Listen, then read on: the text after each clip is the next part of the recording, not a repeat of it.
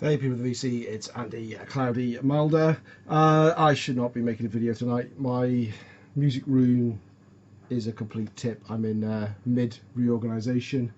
Um, if you watched my room tour before, you would see that to the left of my desk here was a bookcase that I was kind of utilising for record storage, but I was running out of space in this room, so I've replaced it with couple of calyxes on top of each other, IKEA shelving system. So everything is a little bit of a mess, and I'm supposed to tidy it all up. My desk here, which you can't see just below the camera from sort of here down, is just full of crap, CDs and books and wires and all sorts of stuff. So the Eddie flag is doing its best to cover up the crap behind me, but I digress. Frankie's got a thread on at the moment, and he wants to see our first 10 albums that we bought. So I thought it would be far better use of my time to do a video than tidy up the mess that's around me, because it's a bit overwhelming. I have a wee bit of the black stuff. So Frankie, yes. So I took this to be the first 10 records that I bought, because CDs weren't really around when I started getting into and buying music, and I didn't really start getting tapes until I guess maybe 87, 88 they started creeping into my collection. My memory is a little bit blurred as to when I bought my first 10 albums. The first probably 4 or 5 are pretty much spot on in the right order, but after that it's a little bit of a guess. I've still got all my original records, so I was having to look through them and trying to work out, based on the date, when I would have picked things up. Not that I necessarily bought things on the release date, because I was it was really around sort of 85, 86 when I was really getting into music properly, and heavy metal music properly at that as well. So there were a few things I was picking up that would have been from earlier in the 80s that would have got around that time, but also most of my collection. So I probably had from my in the 80s when I was getting records before I kind of moved more onto tapes, I probably had around 50 records in my collection at that time, from a good sort of 5 years buying. So I wasn't a prolific buyer. I didn't have the money to be a prolific buyer, to be honest with you. Most of my collection was in dubbed tapes, and I wish I still had it now. Not that I mean, I've replaced most of the stuff, if not all of the stuff that I had that I liked on vinyl or CD now, but just to see how bad my handwriting was on those tapes would have been quite funny. But 3 minutes in, I'm not showing you a record yet. So I'm going to start from the earliest days before I was into music. So when I was a really little kid, I used to love the Elvis movies that were on the TV. They were on every weekend. I absolutely adored them. So the first ever record I remember ever buying was from the local supermarket, and it was this RCA Elvis Presley, I Got Lucky.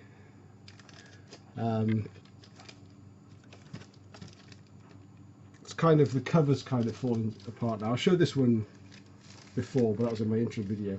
I mentioned that it used to be a single sleeve, but it's since turned into a gatefold.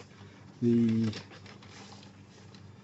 vinyl is filthy, scratches all over it, but I love this album. I played it to death. It was probably the only album, I can't remember what year I got it. It must have been actually around, I must have got it around sort of 82, 83 when I was 10 or 11, because in the bottom left hand corner here I've written down who won the football first division at the time. So Aston Villa in 82, Liverpool in 77, 78, 81, Nottingham Forest in 79 and 80, just in case, you never know when you're going to need that information, and just grab your lucky Elvis record and there it is.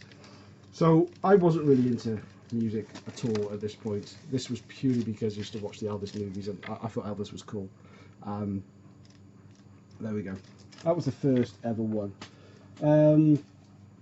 At school, all the kids were into, and Metal Mickey mentioned this a lot, is Madness. You could get away from Madness. Madness were awesome, but I loved things like Madness and Specials, but only really from what I heard on the radio. My sister was kind of into it as well, so she had One Step Beyond and Absolutely on vinyl, so I would kind of listen to those when she was playing them. I've since picked up Absolutely, and I would love to pick up a copy of One Step Beyond as well, because I love those early Madness records, absolutely class. But another band that I was really into was Adam and the Ants. And again, Metal Mickey, you showed, was it Kings of the Wild Frontier? Well, Prince Charming was my kind of intro. I love the earlier stuff, but the actual thought to go out and buy a record with music on that I liked really started kicking in around this time. So this is what, 1981? I'm not going to get out show the gatefolds. In fact, I'll show this gatefold, because this is I still live with it to this day. Sort of a theatrical new wave.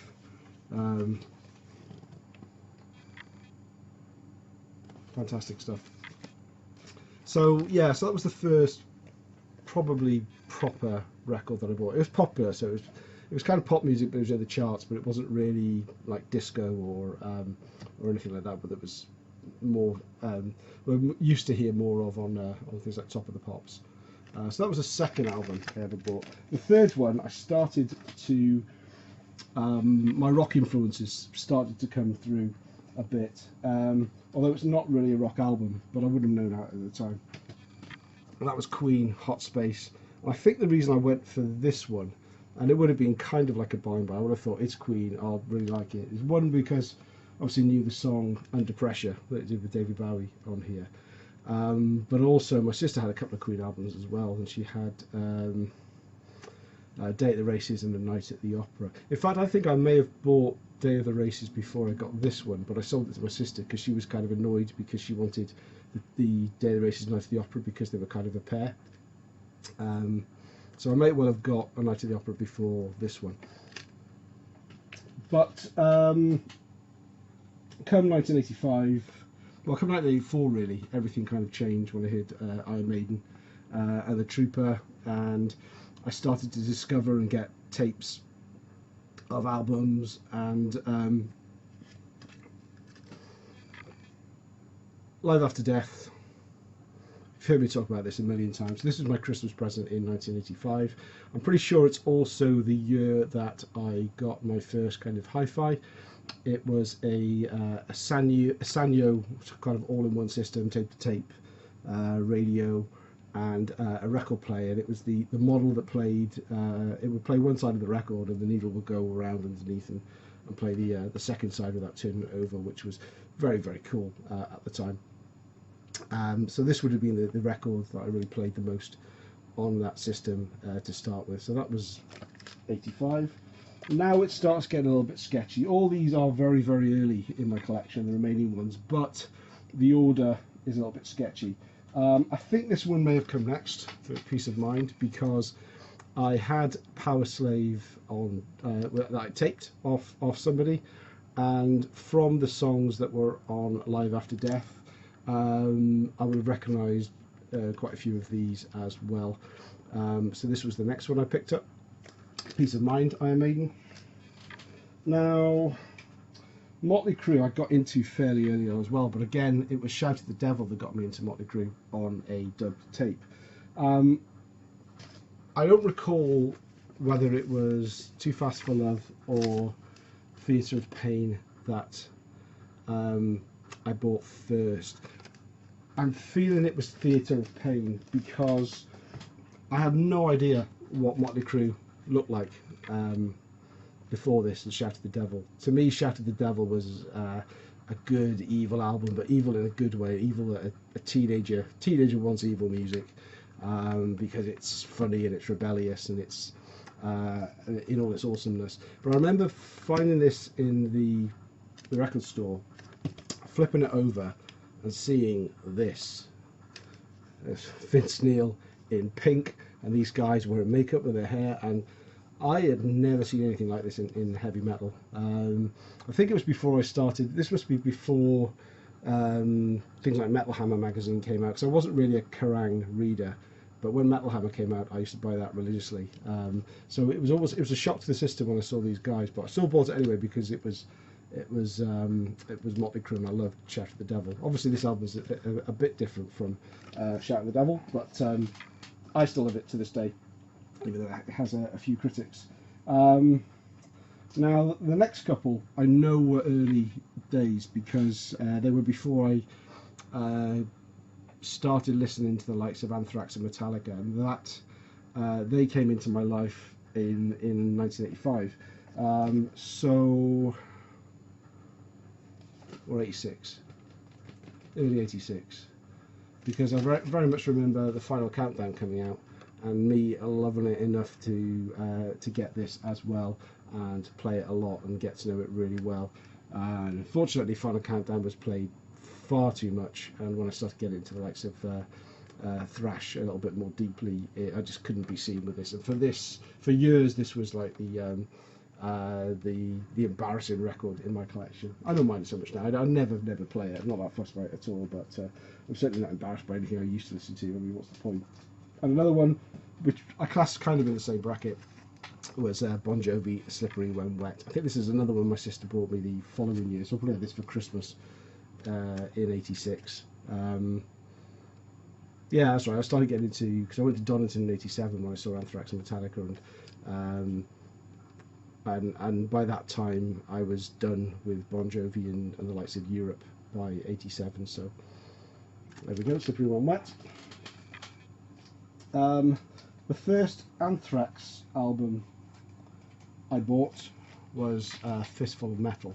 Again, this would have been in 86, even though this came out a couple of years earlier. My introduction to Anthrax was Spread the Disease, but again, dub tape. So going to the shop, this would have been the first album that I saw, and I also had Among the Living on dub tape as well. So it was kind of, I wasn't going to buy anything that I had taped off somebody else, because that would have been a waste of money back in those days for me. Another one that was kind of early, and it kind of shows when the music was a little bit all over the place, where I was still learning, and that was David Lee Roth, Eat Up and Smile. Great album, love this to this day.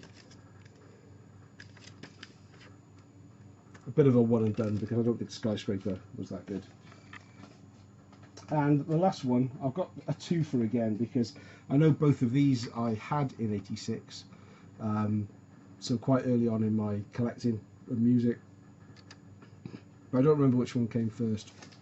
I remember watching Maximum Overdrive, simply because it had a AC/DC soundtrack, and awful movie, if I remember, absolutely terrible movie. But this was the first AC/DC album I actually bought. I don't even know if I had anything on tape before, and I'd heard obviously some of the things like Highway to Hell and stuff like that. I used to go to a church school, so things like Highway to Hell was always kind of, people would talk about, have you heard that? Have you heard that? It's got hell in it, and it was quite funny. Yeah, Who Made Who? Or it may well have been Trick or Treat. So in the summer of 86, I saw this movie quite a lot. But this came out in 86. I'm wondering now.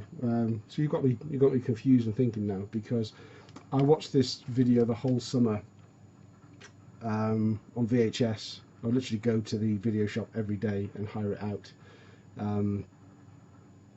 It was just amazing to me. It was. If you watch it now, the story is lame as anything, but it's got that nostalgic quality. But I absolutely loved the soundtrack for it.